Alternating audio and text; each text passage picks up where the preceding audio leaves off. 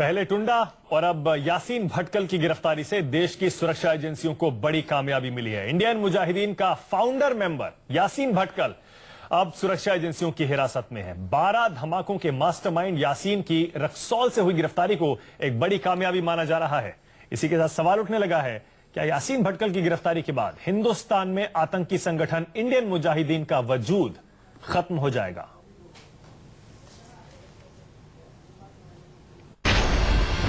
बारह बम धमाकों में mastermind Indian Mujahideen का आका यासीन भटकल गिरफ्तार। देश में हुए 12 धमाकों के मास्टरमाइंड और करीब 300 लोगों की हत्याओं का आरोपी इंडियन मुजाहिदीन के फाउंडर्स में से एक यासीन भटकल गिरफ्तार कर लिया गया है। भटकल को इंडो नेपाल बॉर्डर के पास वीरगंज से गिरफ्तार किया गया है, जिसे बिहार पुलिस, कर्नाटक पुलिस और एनआईए की टीम ने गिरफ्तार किया है। अब तक खुफिया एजेंसियों को चकमा देने वाले भटकल ने इस बार भी पुलिस को चकमा देने की पूरी कोशिश की थी, लेकिन कर्नाटक पुलिस ने इसकी निशानदेही तय कर दी। बताया ये भी जा रहा है कि कुछ दिनों पहले पकड़े गए लश्कर के बम गुरु अब्दुल करीम टुंडा की निशानदेही पर ही इसे गिरफ्तार किया गया है। भटकल को 12 राज्यों की एटीएस खोज कर रही थी और उसका पता बताने के लिए मुंबई एटीएस ने 10 लाख रुपए के इनाम की घोषणा कर रखी थी। भटकल की गिरफ्तारी खुफिया एजेंसियों के लिए एक बड़ी कामयाबी मानी जा रही है। फिलहाल भटकल से बिहार पुलिस पूछताछ कर रही है। कल रात में यासीन भटकल हमारे इंटेलिजेंस एजेंसीज के सोर्सेज से पकड़ा गया है और अभी बिहार पुलिस के अंडर है, इंट्रोगेशन चला है। अभी तक तो इतना ही है, लेकिन वो पकड़ा गया ये बात सही है। भटकल देश में हुए करीब 12 धमाकों में मास्टरमाइंड था, जिसमें 2008 में हुए जयपुर, सूरत, अहमदाबाद, दिल्ली, 2010 में पुणे जर्मन बेकरी धमाका, 2011 में मुंबई बम धमाका, इसी साल 2013 में हैदराबाद और बेंगलुरु बम धमाकों में भी इसकी तलाश थी। अभी हाल ही में जुलाई 2013 में हुए गया के महाबोधि मंदिर धमाके में भी इसका हाथ होने का अंदेशा जताया जा रहा है। भटकल से पूछताछ पर आतंक के कई दूसरे तार का भी खुलासा हो सकेगा। भटकल के साथ संदिग्ध आतंकी असदुल्ला को भी गिरफ्तार किया गया है। बताया जा रहा है कि भटकल मधुबनी के रास्ते बिहार से अक्सर नेपाल जाता रहता था। एनआईए इसी जानकारी के आधार पर लंबे वक्त से जाल बिछा रही थी और आखिरकार उसे नेपाल बॉर्डर से वीरगंज से गिरफ्तार कर लिया गया। यासीन भटकल की गिरफ्तारी इंडियन मुजाहिदीन के लिए एक तगड़ा झटका है।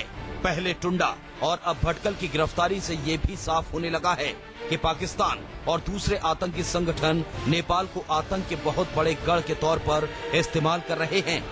यासीन भटकल को इससे पहले आतंक के बहुत बड़े गढ़ के तौर पर इस्तेमाल कर रहे हैं। यासीन भटकल को इससे पहले 2008 में भी कोलकाता में फर्जी नोटों की तस्करी के आरोप में गिरफ्तार किया गया था।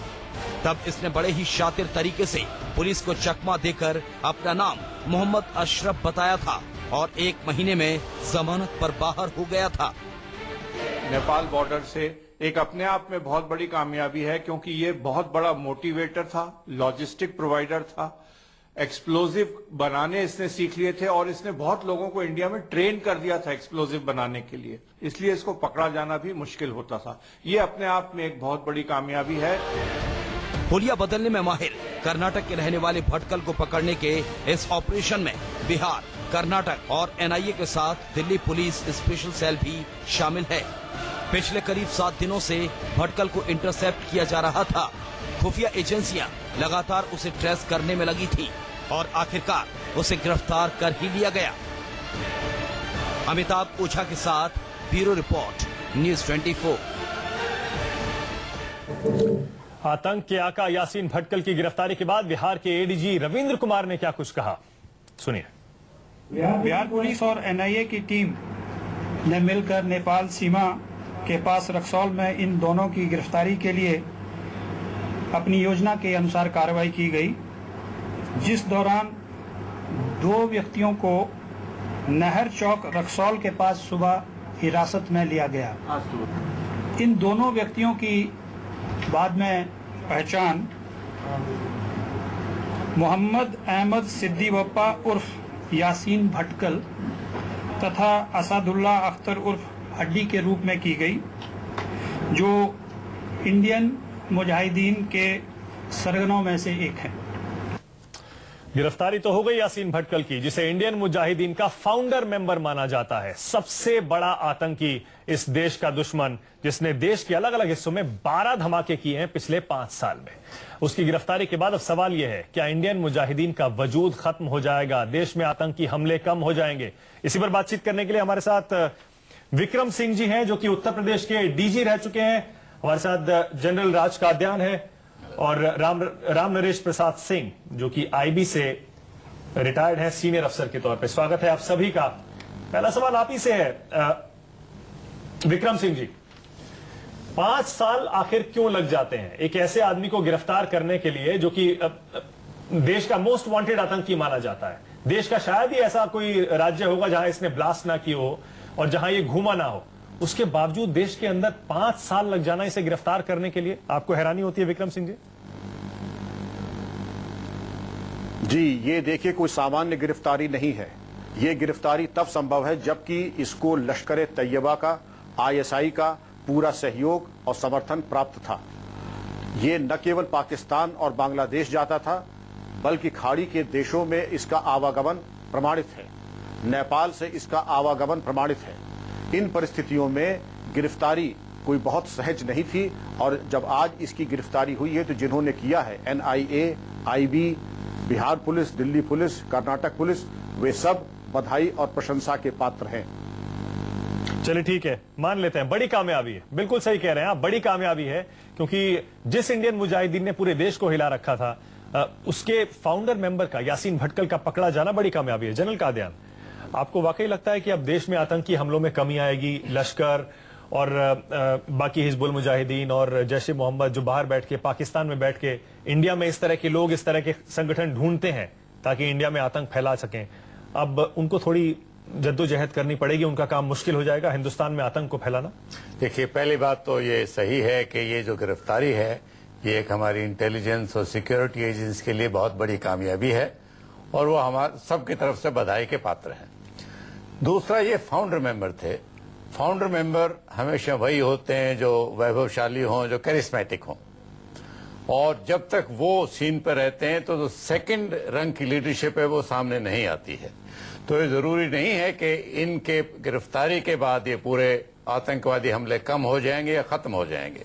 हो सकता है वो सेकंड रंग की लीडरशिप अभी आएगी। जब तक ये support across the border Pakistan से मिलती रहेगी, आतंक कम हो सकते हैं थोड़े, लेकिन खत्म नहीं। कोई और यासीन भटकल पैदा हो जाएगा? बिल्कुल होगा, पहले ही उसका नाम अभी सामने आ जाएगा कुछ दिन के बाद। राम नरेश प्रसाद सिंह जी, देश आज यही जानना चाह रहा होगा, यासीन भटकल की गिरफ्तारी हुई है, पूरा देश जानता है इस नाम को, ऐसा नहीं है कि ये नाम पहली बार सामने आया है।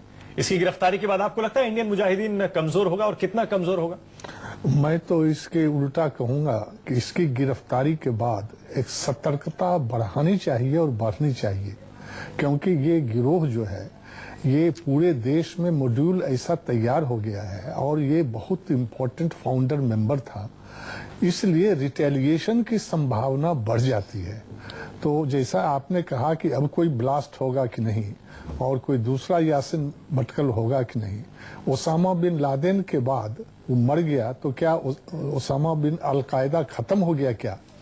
इसलिए जब तक मॉड्यूल्स पर हमारा कब्जा नहीं होता है, मॉड्यूल्स नहीं टूटते हैं, तब तक ये जारी रहेगा।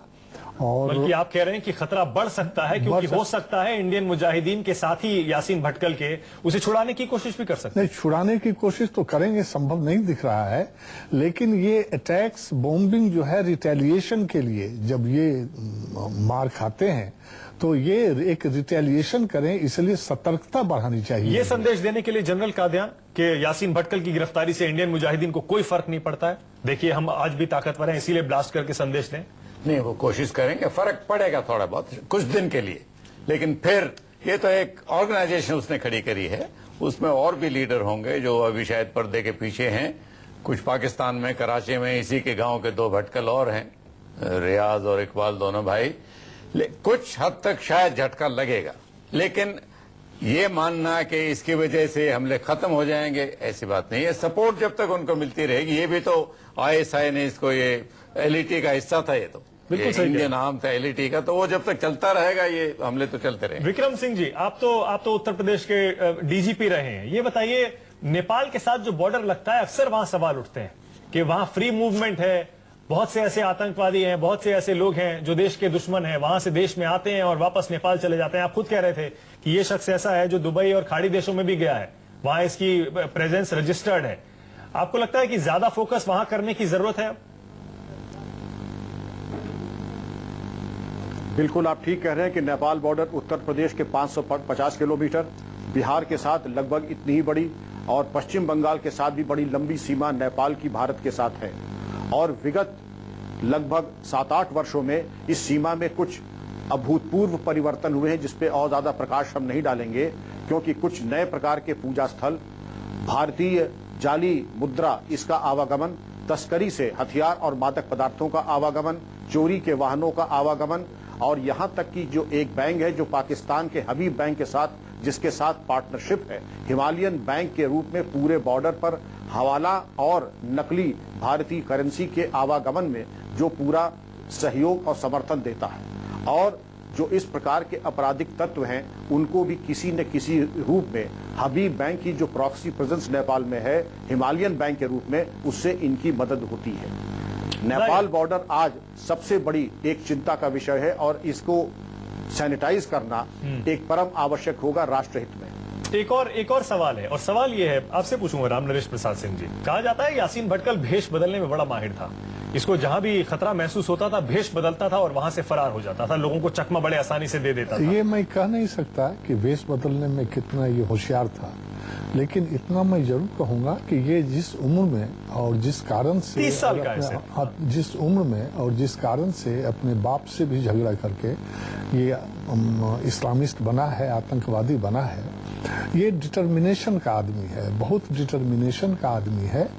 और ये इसका पकड़ा जाना, मैं तो कहूँगा कि आप मीडिया या सारे लोग अभी तक इंटेलिजेंस को, रॉ को, IB को और जितनी भी सुरक्षा एजेंसी है, अभी भी आप कह रहे थे 5 साल से नहीं पकड़ा गया, अभी क्यों पकड़ा गया? कम से कम इस बार तो तारीफ कीजिए कि इतने बड़े को इसने कितनी आसानी से पकड़ा है। अब इसमें हम नेपाल की बात आपने की, नेपाल की तारीफ करेंगे कि हमेशा कोऑपरेट कर रहा है, आज से नहीं, खालिस्तानी मूवमेंट के दिनों से नेपाल हमारा कोऑपरेट कर रहा है। 1700 किलोमीटर की सीमा है, ओपन सीमा है, लाचारी है, लेकिन इसके बावजूद भी ये कैसे ट्रैक हुआ, कहां से ट्रैक हुआ, सऊदी अरेबिया से ट्रैक हुआ कि दुबई से ट्रैक हुआ, कि मैं कह नहीं सकता हूं, लेकिन एक लंबी कहानी होगी इसकी गिरफ्तारी में। और ये काबिल तारीफ है हमारी सुरक्षा एजेंसियों का कि इसको बड़ी कामयाबी है। लेकिन जनरल कादियान, सवाल ये उठेगा, क्या इसकी गिरफ्तारी का कोई फायदा होगा? क्या पाकिस्तान में बैठे आतंकवादी संगठन सीधे इंडियन मुजाहिदीन की मदद कर रहे थे? हिंदुस्तान में धमाके करवाने में उनका सीधा रोल था, पाकिस्तानी सुरक्षा एजेंसियों का रोल था, ISI का रोल था, वहां की फौज का रोल था, गवर्नमेंट का रोल था। क्या इस गिरफ्तारी के बाद वो साबित करने में मदद मिल सकती है? देखिए, इंडियन मुजाहिदीन तो एक LET का हिस्सा था, ये तो हिंदुस्तानी आर्म था। जब तक हमारे पाकिस्तान के साथ रिश्ते ऐसे ही रहेंगे, ये फ्रिक्शन चलती रहेगी, ये LOC पर या आतंकवादी हमले चलते रहेंगे, तो आज IM थी, कल को कोई और खड़ी हो जाएगी, या एक यासीन भटकल के जाने से ये समस्या खत्म नहीं होती। दूसरा, आपने पूछा कि बहुत चतुर था, ऐसे लीडर हमेशा चतुर होते हैं।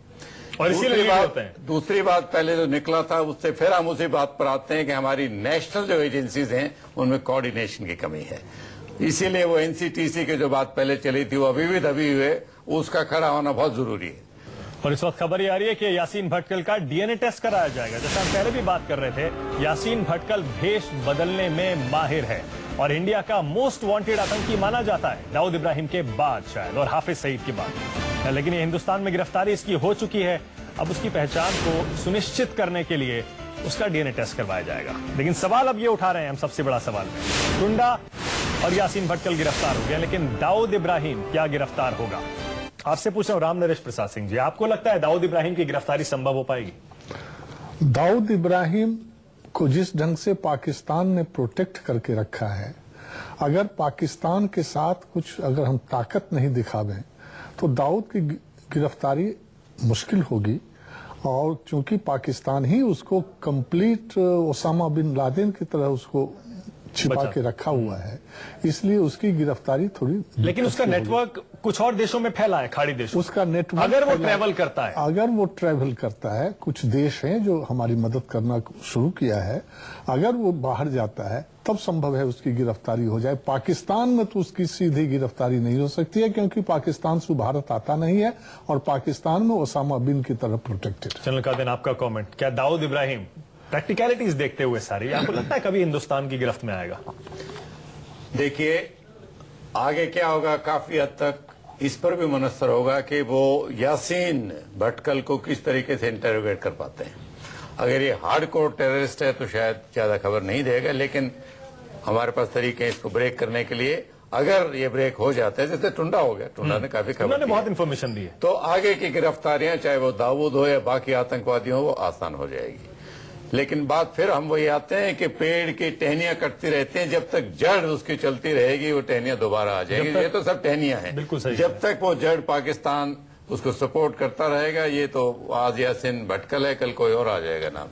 इसीलिए पाकिस्तान से निपटना बहुत जरूरी है, पाकिस्तान को रास्ते पर लाना बहुत जरूरी है, ताकि हिंदुस्तान में आतंक का सही मायनों में खात्मा हो सके। बहुत बहुत शुक्रिया जनरल कादियान, विक्रम सिंह जी बहुत बहुत शुक्रिया, राम नरेश प्रसाद सिंह जी आपका भी बहुत बहुत शुक्रिया स्टूडियो में आने के लिए। सबसे बड़ा सवाल में अभी के लिए इतना ही। ब्रेक के बाद देखिए क्रिकेट हाउसफुल।